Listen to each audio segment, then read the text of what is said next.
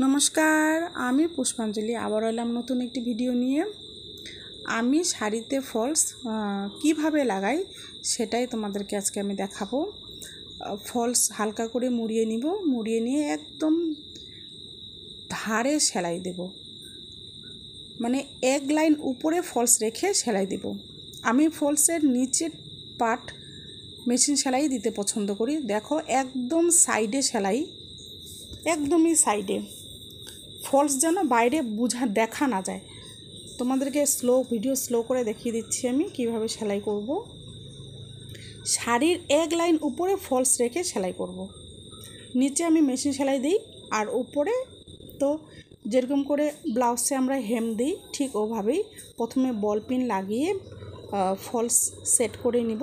তারপরে যেরকম করে আমরা ব্লাউজে হেম দিই ঠিক এভাবে সেলাই করলেই হয়ে যায়। আর আমি শাড়িতে ফলস ধুয়েই লাগাতে পছন্দ করি। তাহলে কি হয়, যখন আমরা শাড়ি ধুই ফলস ছোট হয় না। নাহলে না ধুয়ে লাগালে কি হয়, শাড়ি ধোয়ার পরে ফলস ছোট হয়ে যায়, তারপরে কুঁচকে যায়। তো ধুয়ে লাগালেই ঠিক হয়, ধুয়ে আয়রন করে লাগাতে হয়। দেখো, এই সাইডে বোঝাই যাচ্ছে না হেম